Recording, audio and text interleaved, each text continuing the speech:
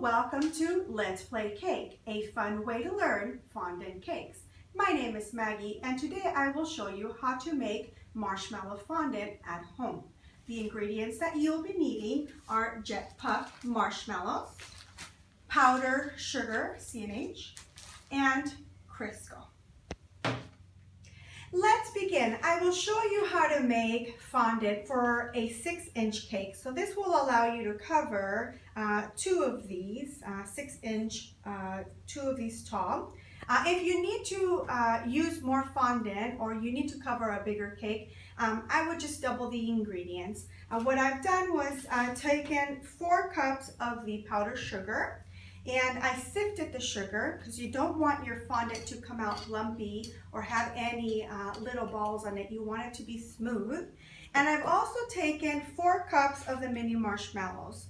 Before I measured my marshmallows, I went ahead and I lined the bowl with the Crisco like this. Once you microwave, it's easier to move and it's more pliable. What you're also going to need is some water to put some moisture in your marshmallows so that way when you microwave it, they melt smoothly. And you're going to need to Crisco your surface. So whatever surface that you're going to be using to work with your fondant, it needs to be Criscoed, including your hands. I've already gone ahead and I've taken the liberty of doing the same thing for the KitchenAid. I've lined the bowl of the KitchenAid, and again, it's to keep it from sticking to the actual surfaces. The first step is to take your water and add 1 tablespoon of water for every 2 cups of marshmallows. In this case, we use 4 cups of marshmallows, so that would mean we need to add 2 tablespoons of water to give them moisture before we put them to heat up. The other thing I like to do is I like to line the spatula that I'm going to be using with a little bit of Crisco. This keeps the marshmallows from sticking to it. Okay, I'll get that ready. And then I also line my hands with Crisco just in case I need to get in there and touch the fondant. It's not going to stick to my hands. I removed all my jewelry as well, otherwise it gets stuck to your rings. So now that I've added the water, and go ahead and kind of mix it a little bit, just to kind of make sure that all the marshmallows are nice and moist.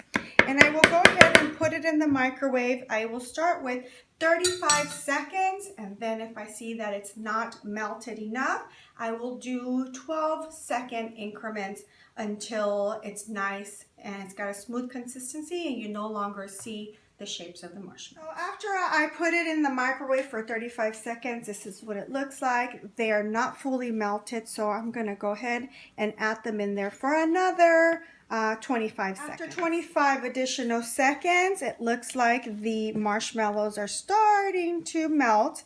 I think I'm going to add maybe another 12 seconds in the microwave, but you do not need to add any more water. The 2 tablespoons that we added to the 4 cups of marshmallows is more than enough. If you add too much, it's going to be very watered down and you're not going to get that fondant consistency that you need to cover your cake. So let's do another 12 seconds and I think we should be good after 12 more. Okay, and it looks like we've got a good consistency. No more marshmallows. It's nice and evenly melted. It's important when you're using a microwave to melt the marshmallows that you do small consistency, so 12-second increments. Like this, you don't burn the marshmallows, otherwise you'll have to throw it away and start all over again. But we're going to go ahead and add this to our KitchenAid because it looks like it's ready to add our melted marshmallows to our KitchenAid. I've already lined the bowl with some Crisco, again, to keep it from sticking. Here is my sifted 4 cups of sugar. I'm going to add 1 cup at a time. You do not add the whole thing at once. It won't stick to the marshmallow if you do that. Go ahead and take the melted marshmallow and pour it into your mixing bowl. And then as I start the machine, I will gradually add powdered sugar until I've reached the right consistency. Okay, for this you need the hook, and I've already added some Crisco to the hook. Go ahead and put it in there, lock it into place, and then I like to start with the two, a 1 or a 2 in the very beginning, and then gradually speed the process so that it does it slowly. I'll let that turn for a good 30 seconds. And then I'll start to add more sugar to the melted marshmallow. So I'll go ahead and add another cup. So you add cup by cup, little by little. Lock it.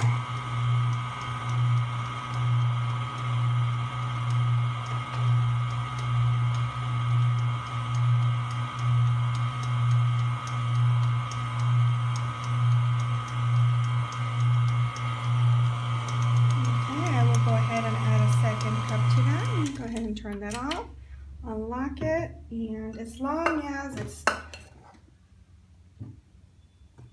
falling off the hook like that, it's still not ready. If you don't have a KitchenAid at home, you can always mix it yourself. I like to mix it in the very beginning with my wooden spoon because it's nice and firm.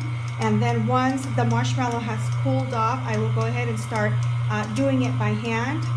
But the process is the same. You can use the KitchenAid or any electronic device to mix it, or you can do it by hand. And it takes about 5 to 6 minutes to get it well kneaded in there. So I'm going to go ahead and stop this and add another cup.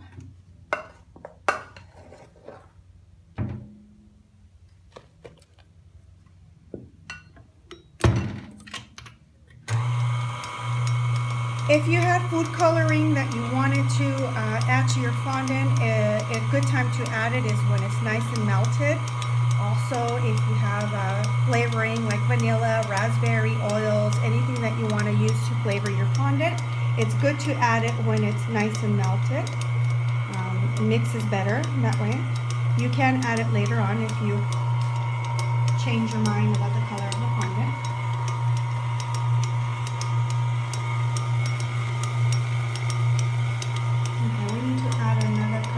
Sugar. Go ahead, turn that off, unlock this, and it's a slow process. Go ahead and add the rest of that powdered sugar in there. It should be just fine.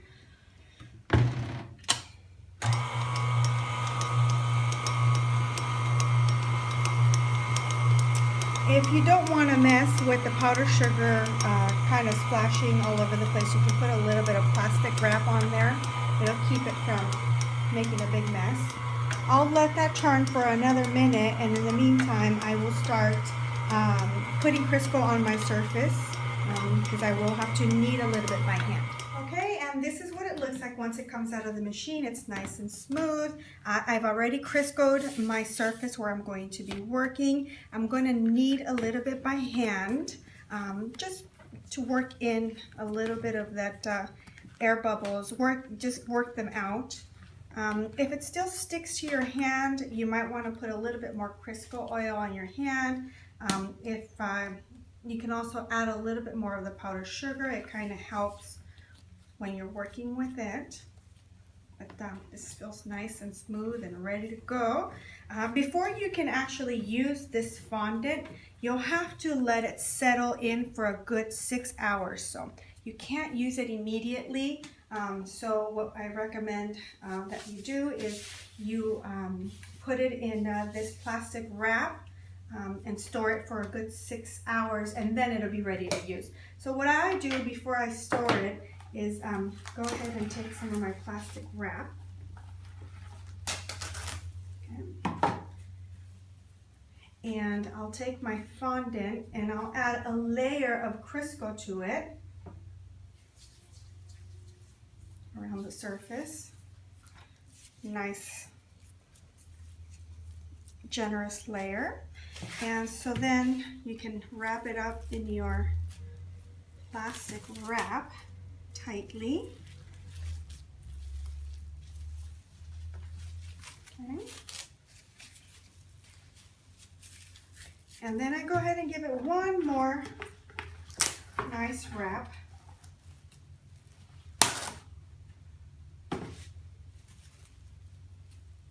Keep any air from going in there.